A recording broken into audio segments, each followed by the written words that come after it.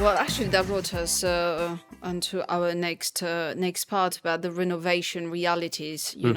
The dreams versus the dirt. So we talked about a ruin, the character at home. I think you've covered actually a lot of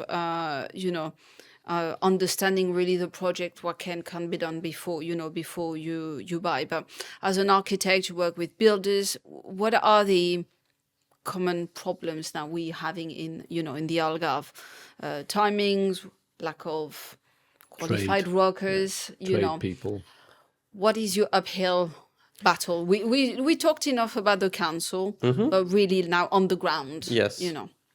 Okay, so you have a lot of good builders here.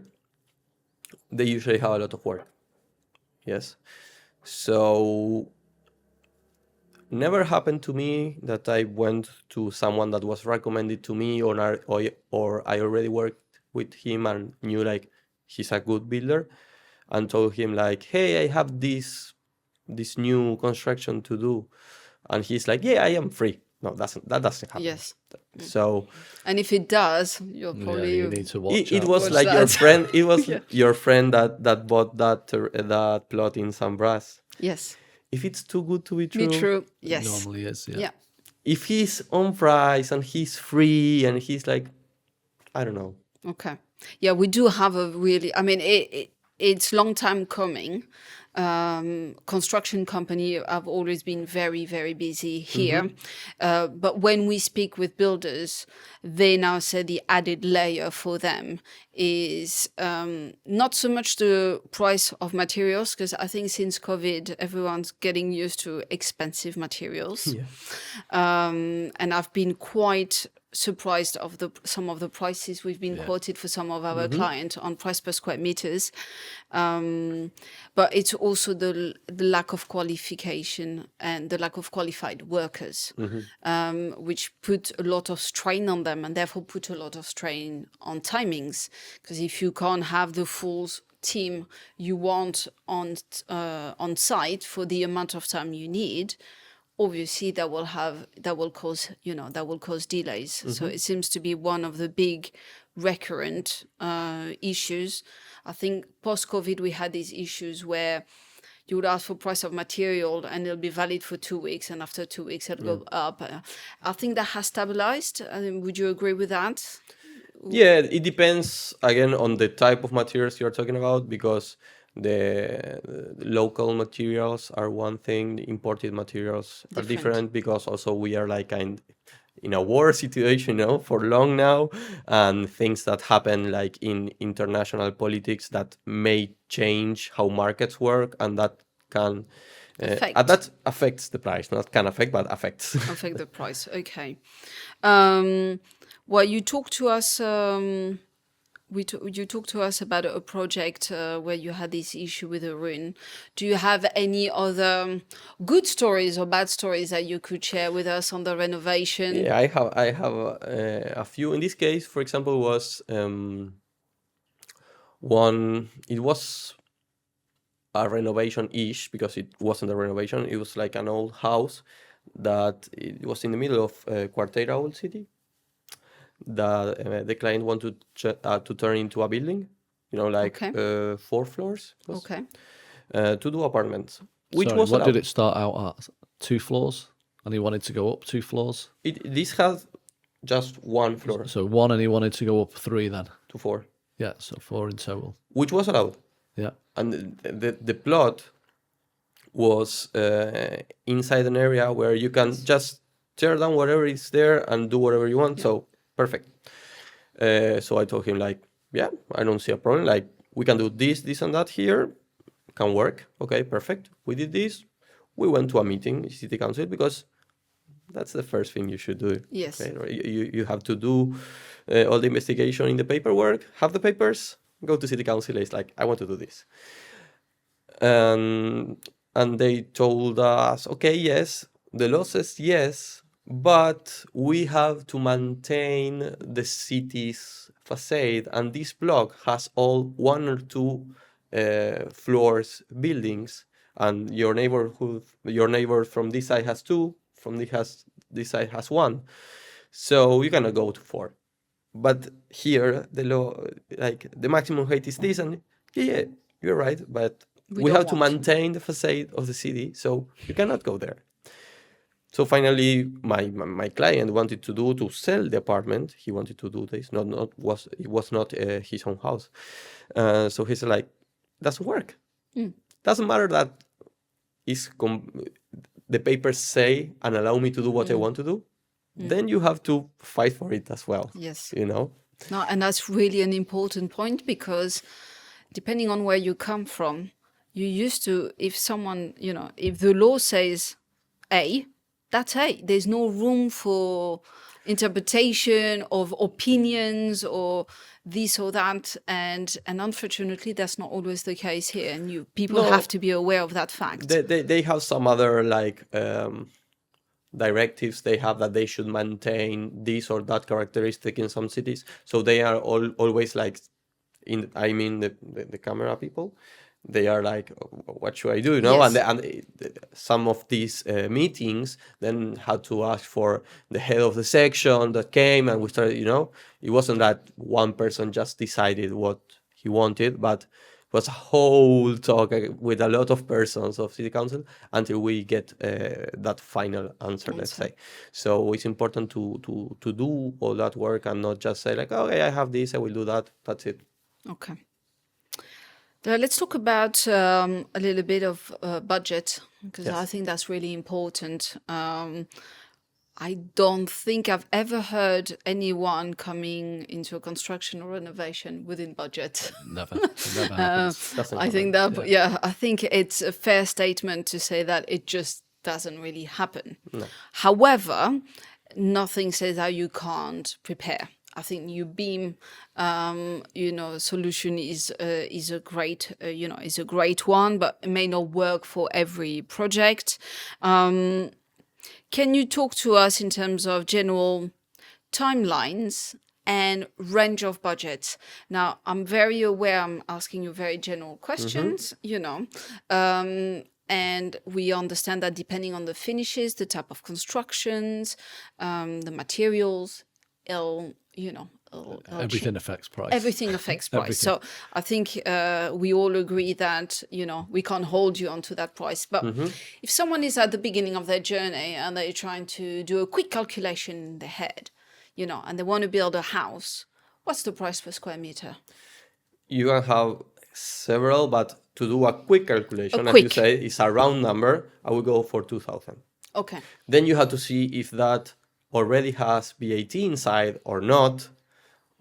Then Okay. you can have your negotiations with the builder and stuff. Okay. So, here in Portugal is 23% the VAT. So Yes. you can check Okay. how that works. But 2K would be the normal, like, And that I would- want a 100 square meters, 200,000. Is the strong Okay. calculation. Then you can go to, I don't know, 1,600 or 2,300, dependent. But more or less, Okay. I will go for that number. We had several clients that was like, oh, they bought the plot, Yes. did the project, had everything to start, and it was like, I'm not receiving less than 2,000 per square meter.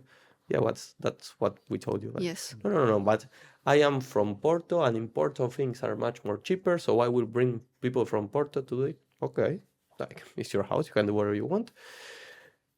He couldn't. He finally couldn't, sold the terrain Yes. because I you have actually- to have that in your mind. I actually have a friend who bought a piece of land with that project, so he had to go through the whole process. And by the time the project was approved, he couldn't afford anymore the house, because the price per square meters went so high that it just didn't have, it didn't have the budget. I think we've really seen prices like hike up over the last 5 years. Yes, Certainly yes. over 8 years. Since I arrived when I was here, over here. Yeah. They've just gone up and up and up. Then COVID hit, as we know, material prices went up. They didn't really come back down, or certainly not to where they should be. It's not that easy. No, and then we've got the problem, as I said, with the workers and getting the workers, the qualified workers in. Their day rates are going up. So for every day that your project goes on past what you thought it was, it's costing you money. Yeah, and also I have been there, so I know this. The construction company is they do projects, right? Projects usually are between, let's say, 18, 24 months to build a house, and they have to maintain that budget to you. They cannot tell you, I don't know, now 3 months later, now it's more expensive, you know? So as salaries rise over the years and things change here, they have to also have this little, kind of mattress, let's Yes. say, Yeah. that this, Yeah. A buffer to this allow you buffer. for any, for Exactly. any And what kind changes. of buffer would you work on, or what do you think that No, I someone think should that put buffer in? is inside the You think the 2K. you think they've already done that? Yeah, Yeah. I think that's Because I know when I'm working on renovations, I take whatever price that I think it's going to cost me, and then I add 20% on. yeah, And normally, or 25. Yeah. normally that 20% is enough to carry me where I'm not too disappointed at the end of it. And I think that is another I point. think that's smart in the clients and the buyers Yeah. side. What I was referring is like the price in construction, the construction. 2K the developers' already margins, has a buffer, yeah. an internal buffer for them, because they know their costs will rise during the year and a half. Yeah. Then you, as a buyer, you say, okay, you negotiate and you close, for example, in 2K. Yeah. You can think of 2.4 or something to Yeah. have there, just in case. Worst case scenario, you spend it. Best case scenario, it's 2K. Okay. Like, if you have it in your mind, won't be a surprise. Okay. When you're looking at putting a budget, together, what are the cost drivers? What is currently is bringing the price up? Insulation, the materials, the type of technology you would use in the house, All of that. all of that. Insulation, as we talked before, you have to comply with several rules here that you need a thermic project from an engineer, or an architect can do it as well, where you have to comply with certain minimums. Those minimums will give you a classification, a thermic classification for your house that will make your living inside the house more comfortable. Will rise the selling cost of the house if you want to sell it in the future, and will also, you can have some tax benefits depending on your classification. So it's something super important to do it. Then you can as well, depending on how the project is, it's not the same to have no pool than to have a pool than to have a suspending flying pool. It's quite different, the structure, Yes. the amount of money you will spend Of in course. each case.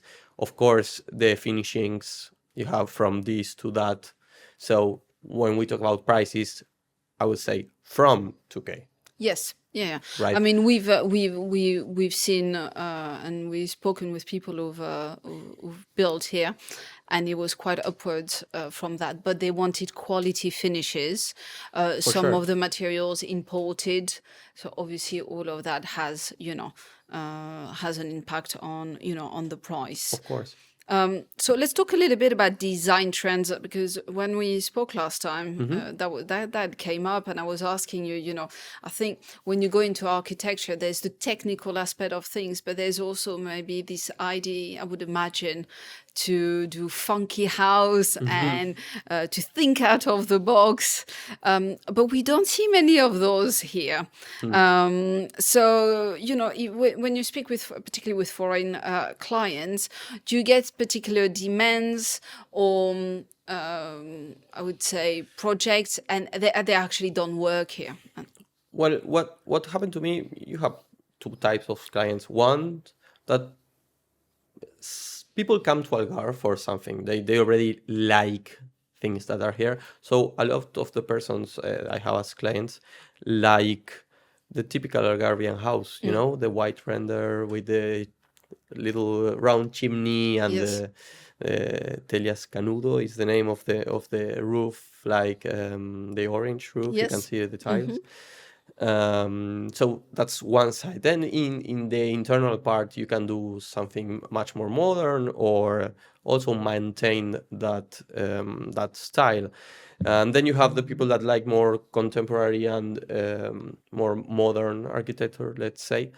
Um, you have both those persons. I would say as trendy here is white render or light colors because of the weather. You know, like I have had some clients that wanted some dark tiles outside, and it's something that really doesn't work in a couple of senses here. Then you will have to put more money on insulation because the dark tile attracts The heat. the heat, you know. Okay. Once you start doing some white renders, some shadings, use shutters in the windows, you can make your house more comfortable and cheaper, and also to spend less in maintenance and in refrigeration and etc.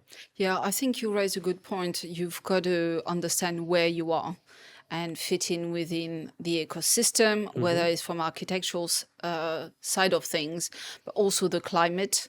You were talking earlier on about these big windows that just, that just don't work. So people have When to they are come. not shaded, they don't work. They If don't. they are shaded, Yeah. all good. I saw not very long ago, I'm part of a renovation group on Facebook, and there was a person who was asking a particular type of paint. I think that comes from the UK, actually. And basically, they were told by people, you cannot use that type of paint here.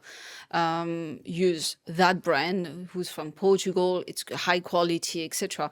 So it's all about learning, and obviously when you work with an architect and a good builder, they'll be able to advise on on all of these things. Yeah, of course. And then there's the legal aspect as well. You talk about the story. You can't just do something that is 5-story house. A lot of municipalities are, trying to keep everything to about 2-story, if I'm not, so ground floor plus one. It depends. Again, if you go with a ruin that because of the zonification, you cannot change the amount of floors. Yeah. If it only is a ground floor building, you cannot do more than a ground floor. Okay. You have to respect what's already there. And some cases, you have ruins that have 3 floors. Good for you. Yes. So it really depends on that. When it's a renovation, when it's a new project, and if it's inside Otament or something, you already have that information. Yes. So you know exactly what you can't do. Yeah. And does distance to the shoreline have any bearing? So, for example, you can't build within 500 meters. Within a kilometer, it has to be a certain height. Past 1.5, there is another classification. You have some classifications that are here. We have near here. You have the Faro Airport. So you have some things with the heights near the airport, and by near I mean a lot of kilometers near the airport. Then you have all the Ria Formosa Natural Park. That's also something different. Yeah. Has a specific legislation to build or not to build in most cases there.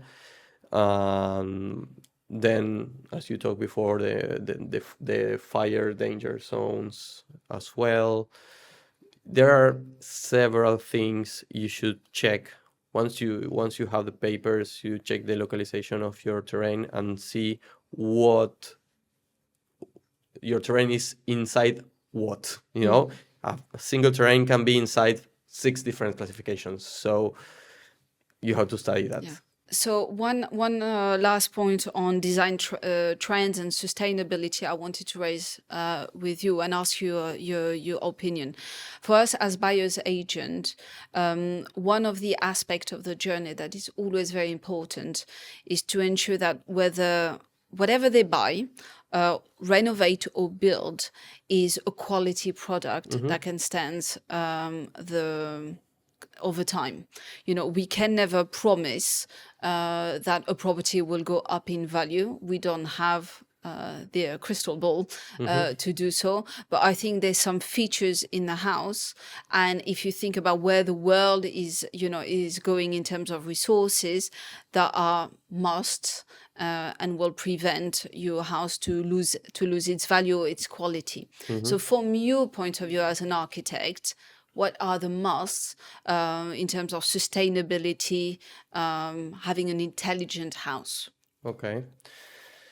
Let's say I'm really a lover, follower, whatever, of passive houses and how you use design, not to refrigerate or heat a house, but to need less heating, need less AC, you know? So, for example, here, historically, light colors are good for the sun. Natural shadings like deep pergolas, or also knowing where to put your big windows, like something is, you have some need or some heat inside the house.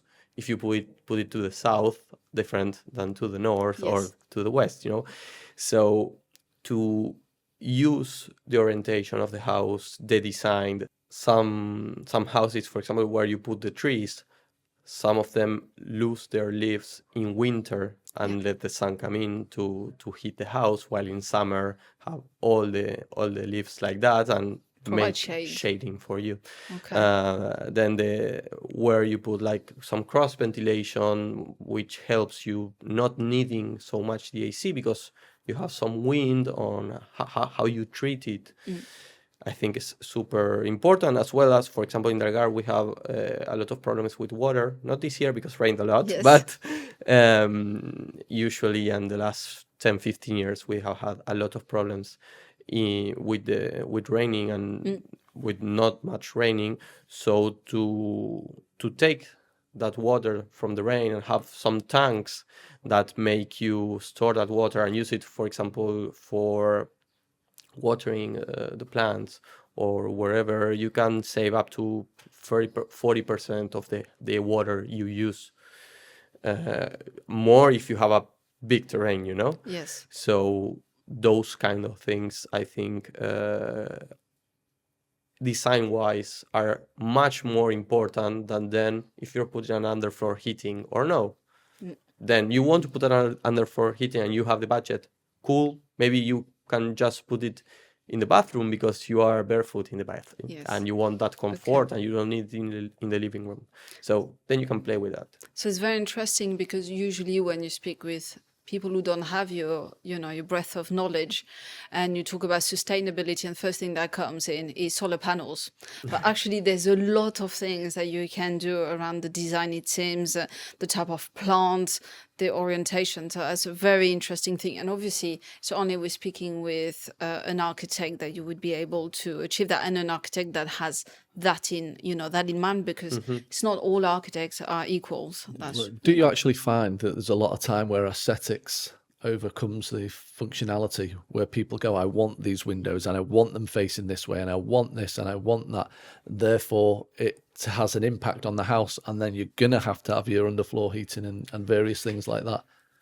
I don't know how every architect works, but here's what I do. People usually come with, I want this and this and that, and my brother's house and this hotel I have been, or whatever, you know? And it's like, okay, perfect. I will get that information, but I want to go more like, how do you live? What do you do in your house? What do you like doing? I like go up playing football, and okay, I can do things in your house. Like, for example, you play football four times a week, and you would like a place to come inside your house, leave your shoes, you know, take the dirty clothes and some things. Or some people, I made once a house for a musician, and when he came, he never told me, like, he was thinking on a house and the bed or whatever, but what do you do? It's like, yeah, but we can do, like, you have a huge piano that you want to put somewhere and should be like the star in some places of the Yes. house, and you never mention it. No, well, because I thought, like, you were going to do a house, like, yes, but it's your house, it's not just a Yes. house. It's very interesting because it's very similar to our process, because very often, when buyers, they approach a real estate agent, so how many bedrooms, how many bathrooms, modern versus traditional, and we're like, no, we don't really care about that. No, Tell us about yourself, exactly. What do you do at the weekend? Are you sportive? Do you, and we build a picture And then around that, because at the end of the day, 3 bed, 4 beds, okay, well, You can modify that. you can change some some of the things, Yeah. but the lifestyle is really important. Understanding how they live in the house, for us, the additional aspect, which is where they want to be, because different lifestyle in different part of the country. So it's a very similar approach as well, and it really shows the human is really at the center. Yeah, At exactly. the center of It's it. people-centric Yeah. design, let's say, Yes. or buying process in your Yes. case. Um, I think that's super important as well. I have several clients and also friends that I have met that are like, hey, I have been in Algarve like several months here, and I want to move here. Where should I buy my house? Which is the best city? It's It all depends on subjective, you, isn't man. it? Yes. It's Yeah, like, yeah, do it's all you like subjective. living in front of the beach or all over the mountain? Like the Yes. Algarve has that. It's not just nice beach. You Yeah. can go to the middle of, I don't know, Querenza or something, Yes. and it's like you are in New Zealand. Huge mountains, a lot of green. It depends on how you live and what you want and what you're looking for. Yeah. It's different. You have I don't know, young sons and daughters, and you have to go every day to school, or if it's just a summer house Yeah. for you, it's totally different. So it's really important first for me, it's just to interview, to talk like this, for Yeah. 1 hour or whatever with a client to understand what they want to do and how they live their house. And then we can start searching for plots, designing, seeing how many rooms you want, or if you need a big space because you want to have friends for a barbecue, or it's just your retirement quiet place and Yes. you like a small pool to. It's interesting. That makes me think there was one time we were with clients and we visited a house in Santa Barbara, and the sellers, the owners, they love to entertain. And I remember being really, intrigued by the fact that the outdoor kitchen was bigger than the inside kitchen. And that's because the outdoor space was really, really important to them, where they could have their friends coming around and cook with everyone. I mean, whatever type of cooking you wanted was it was a grand kitchen, if you remember. And that's because there was some thought process that came into it. It wasn't just after. They weren't doing a house, Yes. were doing their house. Yes, they were doing that's the main their difference. house. But I think, and that's maybe a real estate cap on, but I think build your house, but always have in the back of your mind resell. Because you always have to, I visited houses in the past where it worked for the couple, but it didn't work for the rest of the people. And then when people come to visit your house, they need to be able to imagine themselves in that space. And if it starts, oh, that would work, but I need to change this and I need to change that, then you're creating obstacles. So yes, do your house, do it for yourselves, but always have a little bit, in the back of your mind, how it's gonna, Yeah, I totally agree. I have had this client once that came, and he was like an entrepreneur that has had his company. He was young, and he's like, no, but I don't want a kitchen. I do Uber Eats and a little thing to wash. Like, but man, Yeah, when you come to you resell, need to you're have a gonna need a kitchen. Yes. No, but I don't use it. Doesn't matter. We do a small kitchen, open plan. You can close the some doors and you never see it, but you need a kitchen. Like you need to have those things because no, but I will live forever. No, you won't. I will live Yes. forever here. It's Exactly. like you will sell it. So Yes. he already sold it. But you need to Why? have, Because of the kitchen? you need to have Kitchen those was too things. small. You need to think on that. Or also I have done to my cousin a renovation. This was in Buenos Aires, and he had this big apartment, and he was like, but I won't have kids, so I want these 3 bedrooms to take the walls down and to make a huge bedroom for him. I told him, okay, we will do that, but we will do it in a way that if someone wants to redo the Bedrooms. bedrooms, you will have already the The sockets the are in the light, the right sockets place, the for the light lightning. You will switches. have lights here, lights Yeah. there. You will have. You can fix it into 3 bedrooms again. Okay. And he was okay. Yeah. Then he sold Yeah. it, and Yeah. they redo Absolutely. the. You have to Absolutely. have that in mind, Yes. and I think clients, they want things their way, but they also listen to you, Yeah. you know, and they will take those advices, because at the end they are not dumb, of course. And they know what they want, and they eventually want to get their money back. So yes, you would, or I would suggest, when I see something that is quite strange, to do it in a certain way. I want to talk a little bit about communications because when we talk about mistakes and pitfalls, you have to imagine a lot of the people who build here, they actually live abroad. So I think communication is an important point. So in your experience, how do you manage that, with clients, whether it's at the inception of the project, or if you are managing, some of the construction, how would you maintain the flow of information? Okay, I think it's quite an important thing you're touching here, because I would say between every person, 99.9% of the problems are or bad or lack of communication. So for me, something it's super important to, as I told you, like my process, I have an interview with the clients. We know each other, see that if there's a match, if they would like to work with me and I would like to work with them, because sometimes it's not that way. And then is to have really clear the scope of work, what they want, to put everything, in paper, not just talking, because our mind sometimes makes trick. And it's not that I will go for a notary to sign things like I told you this. It's just if it's written, we both know this happened, and there's no confusion in the future. And then I really like doing catch up depending on the stage of the process. It's different if we are just waiting for city council or we are in the middle of the construction.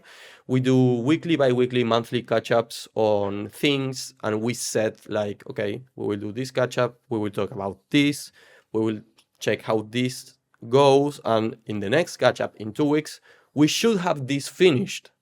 Okay, then we have the next catch-up. What happened? Did we finish what we did? No. Why? What happened? That kind of communication is not like, okay, yes, we will finish in 18 months the works. Perfect. You don't know anything about me in 18 months, and then you come, it's like, hey, half the house is missing. Yes. What happened? And I don't like that. and I think maybe it's a cultural thing, but there's a bit of an avoidance in talking head on about problems. And I think there's no problems that can't be solved, but transparency is really important. Yeah. If the buyer knows what is going on, why there is the issue, and how it's being solved, most likely they'll be okay with it. They might be disappointed, obviously, when you announce them there's further delays, or there's a change in the budget, or they have to change some of the tiles because the tiles don't exist anymore. But you can manage that when there's clear communication, because transparency is linked to trust. Yep. And that's just, I think that's reality. Same for us, And I suppose your new design model where it actually builds it, that has to be such a powerful tool that you can revert back to. You can actually show them the 3D project with the quantities and everything else, and with some timing. So that would definitely help with communication. That actually makes me think of another point. No, because I see when we go on plot of lands, very, very few people can actually imagine what it's going to be. They can see it. It's very few hard. people. Very few people. You tell them what the building will be, the ground floor will be 2 meters higher, so your view will actually be better than that. And they're just like, all I see is just a piece of land that needs a lot of work. So how do you manage that, with clients? I think it's really, really different with who is your client, right? Because there are people that are used to or to visualize or are more creative, so they can understand and visualize in some way. And some, there are that don't, because it's not their strength is in another thing, are more analytic, or they have all the numbers in their head that Yes. maybe they don't imagine what you imagine. You have both types. I can tell you a story that happened to me with one house we did. It was an old couple, probably 75 or something like that. And they wanted to have this new house in a close neighborhood next to their sons and daughters, because they had all their grandsons. I want to have, the family barbecues there. I want to live all together near. And they did a big and really modern house. I was like shocked that they wanted that, because it was okay, good. I love you going for this and being used to living another type of house. They totally changed it, and they are super happy now. And what happened here is that we took the projects with CGIs and with videos, and it was like, oh, okay, yes, yes, yes. And then we went to the plot, and we put some virtual reality glasses for them in the plot to see where they are Okay. and the house. And he was, oh, I understood this. This is really cool. And he's, oh, I like it now. We finished the house 2 years after, and he told us with my partner. This was again in Argentina, guys. I never understood the house. Yes. Now that I see it, Yeah. I get what you meant. Okay. But that's funny. That that really trust showed the he trust. put was Yeah. super important. But because finally he liked it more than the things he saw in the images, Yeah. Because again, images help a lot, but also the size or Yeah. on the lenses of the Yes. camera, they distort. On me, that I am used to watching plants, or you, like, you can understand really quick if something is big, small, is well Proportioned, located, yeah. the door or the window or whatever. But people that just live in an apartment for the last 20 years and just they bought wanna- it once, or they bought it from plants, not even seeing it. Yes. It's totally different, the relationship they have with architecture.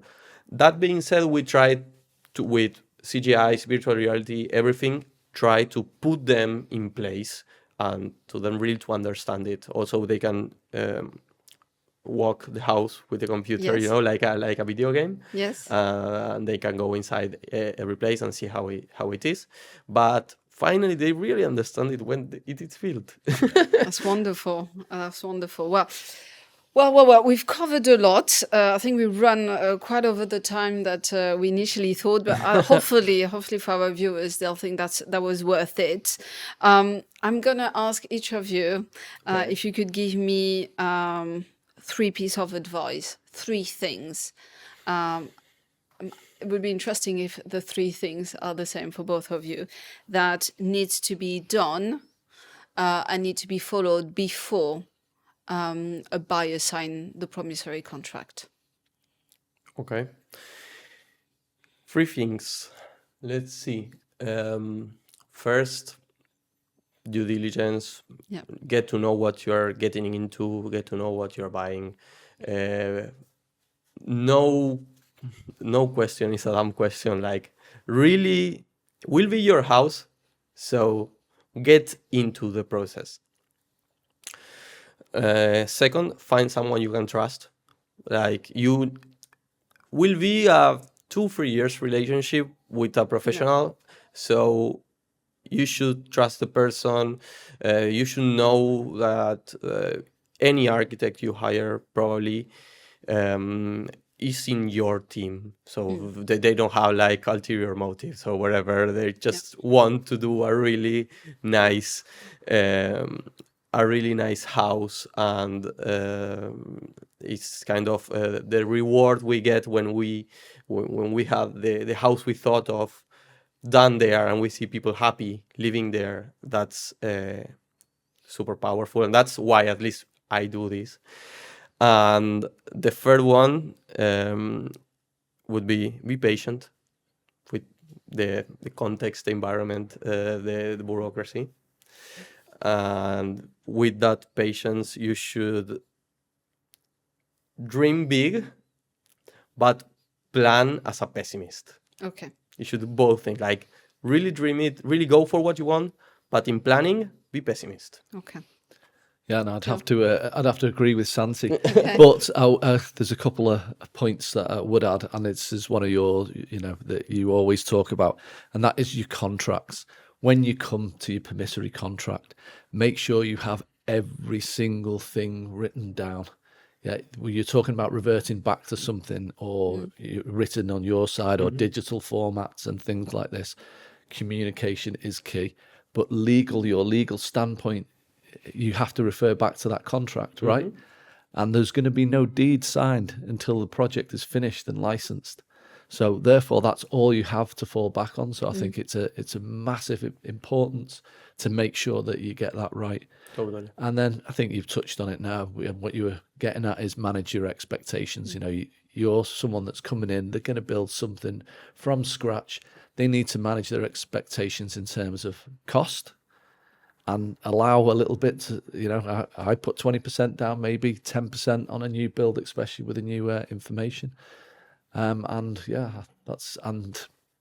with the finished product as well. What is on paper, and as you said before, when you've got CGIs and they're all fantastic, this, that, and the other, you might have added furniture in there and all these other bits. But what's behind these pictures? Yeah, what are they pictures? built? What construction materials are being used, etc. Yeah. I have one last question, and then I think we'll conclude by a very yeah or nay question. But I want to ask you, Santi, if I'm someone wants to build here, how do I choose my architect? Because you said you rightly so say it's a long-term relationship.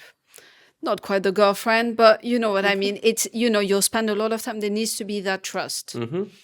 You go onto their website, you see what they like, what they're doing. I've actually had a lot of clients who've contacted architects and were really disappointed. Yeah, they like their style, and initially they talked big, but they just didn't deliver. So, put yourself in my shoes. I'm looking for an architect. What do I have to look for? What do I have to ask? And what are the red flags? Okay. Let's see. I think in architecture, of course, you have two things. One, experience is super important because you can foresee a lot of problems that can be done, and that's something only experiences gives you. I have a lot of problems in my first projects because this can be easily done and we can do that. No, that didn't happen, and that brought me some problems, which luckily after 10 years I can now say that I can know what can be done and what cannot, or what can be done easily and what cannot. So experience. So ask about their track record, really understand, drill down on the project that they've done, and ask them to talk about it, not just to show you pictures, basically. Yeah. Okay. The experience, and yes, if they can show references, the more they can show, the better.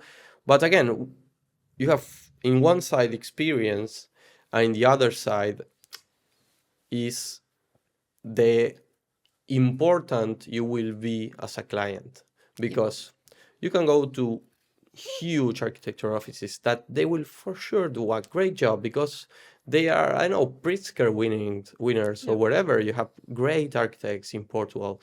But maybe if they are developing 500 houses, I don't know where, and they are doing Cristiano Ronaldo's house, whatever, probably you are not the number one priority. Yeah.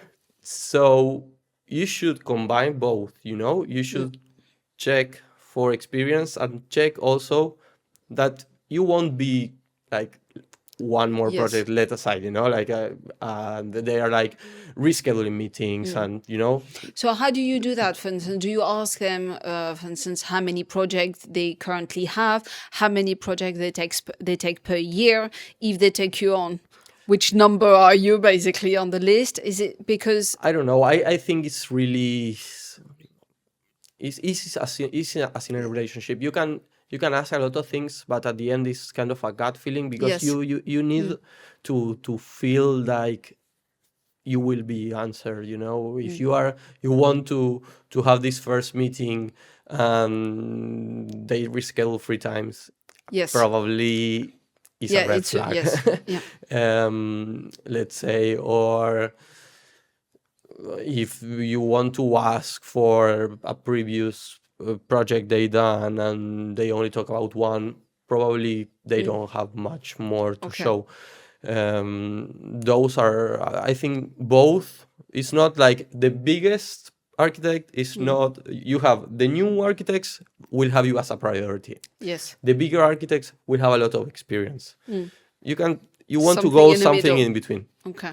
You want not to be the only project, Yes. and you want to be also with someone that has some experience. Yeah, and ask a lot of questions. How do you communicate You with have your to client? feel comfortable. Yes. Will be your advisor. It's like, I don't know, you have your lawyer, you have your accountant. Yes. In this case, your accountant, you will talk about everything you want about taxes or whatever, or your lawyer contracts. Here, you have to feel comfortable and feel listened, and every doubt you have inside the architecture construction world. And if you feel it's right, great. If you feel it's not, you can ask. And this is another thing, ask at least 3, not more, 3, I think 3 different would be Architects, nice. just to have points of comparison. Yes. Yeah. Okay. I think more than 3, your head will go nuts. Yeah. But just have 3 to compare, like, I like this more, he listens more, this is more experienced, Yeah. and then you can take your decision. Okay. Well, Santiago, thank you very much for Thank being you. with us today and taking the time to go over this big topic. Hopefully for you guys, it's been useful. You've learned a lot out of it. In the comment box, feel free to ask your questions, put comments in, contact us, contact Santiago if you've got a project. And we'll see you soon for the next episode. Bye, everyone. Bye-bye.